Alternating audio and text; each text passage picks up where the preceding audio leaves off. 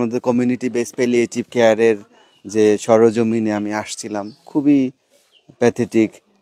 এই বয়স্ক উনি যে গত 5 বছর ধরে এই জায়গায় শুয়ে আছে বিছনায় পড়া, কিন্তু এরা একদিকে দরিদ্র এবং তাদের আসলে দেখাশোনা করার মতো কেউ নাই। আর গ্রামে তো সবাই বিভিন্ন ইসে ভোগে, যার রিসোর্স লিমিটেশনস আছে। তো আমরা প্যালিয়েটিভ কেয়ারের মাধ্যমে যে ঘুষেরপাড়া ইউনিয়ন, এটা হলো আমার জন্মস্থান আসলে। এটা আমরা একটা এক্সপেরিমেন্ট করতেছি। 36,000 পিপুল আছে এই গ্রামে। এর মধ্যে আমরা বের করছি যে 110 জন এরকম বিছনায় পড়া লোক আছে, যাদের আসলে এন্ড লাইফ সাপোর্ট কেয়ার দরকার। তাদের মেন্টাল হেলথ প্লাস তাদের যে তাদের যেন কোয়ালিটি অফ লাইফ আগের চেয়ে বেটার হয়। উদ্দেশ্য হচ্ছে মেনলি এই মসজিদ ভিত্তিক ইয়াং পিপল যারা আছে এলাকার, তাদেরকে এনগেজ করা, রোগীর খোঁজখবর নেওয়া, তার চিকিৎসার ব্যবস্থা করা যতটুকু পারা যায়।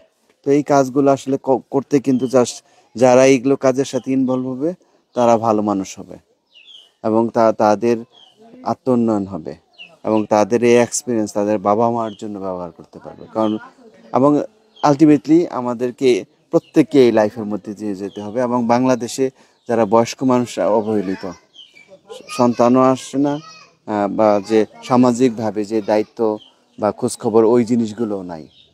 এইটাকে কিভাবে আসলে এমপ্যাথি বিল্ড করা, যার মাধ্যমে কমিউনিটির উন্নয়ন হবে, প্লাস যারা ইয়াং পিপল তারা ভালো কাজের মোটিভেশন বা ভালো কাজে ইনভলভ হওয়া, এই জিনিসটা তারা যেন সুযোগ তৈরি করা, এটাই তৈরি করা। তা নাহলে ইয়াং জেনারেশন যে ড্রাগ এডিক্টেড হয়ে যাচ্ছে বা এমনি সময় নষ্ট করছে। তো এইটা নিয়ে তাদেরকে এনগেজ করা এবং এটা মস্ক ভিত্তিক কারণ মস্কের মাধ্যমে মস্কও এম্পাওয়ার করা, মসজিদ। We can make it better যদি আমরা একসাথে কাজ করি। এবং এই মডেল আমরা তৈরি করার চেষ্টা করতেছি যেন যে কোনো এলাকায়, যে কোনো বাংলাদেশের যে কোনো জায়গায় এটা করতে পারে। তো আমরা যখন জানলাম যে 110 জন, তো এখন আমরা মেডিকেল ক্যাম্প করার চিন্তা ভাবনা। হয়তো দেখা গেল যে অনেকের চোখের ছানি পড়ছে, দেখা গেল যে তাদের অপারেশনের ব্যবস্থা করা বা এই ধরনের। এবং এরা যে চিকিৎসা করা যায় এই ধারণাটাই নাই অনেকের, বা ফার্মেসির কাছে গেছে বা ঝাড়ফুঁক নিছে, বা আসলে মনেই করে নাই যে আসলে মরেই তো যাবে, তার পিছনে টাকা খরচ করবে কেন।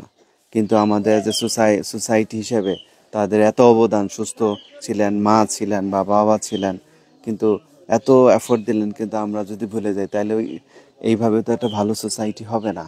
সো বয়স্ক লোকের যে টেক কেয়ার করা মাধ্যমে একটা সোসাইটি যে আসলে রিয়েলি ডেভেলপ করছে, যখন যারা বয়স্ক মানুষ বৃদ্ধ হয়ে এই দুনিয়া ছেড়ে যাচ্ছেন, তাদের এটাও একটা ইন্ডিকেটর হতে পারে যে good society, good human being করা।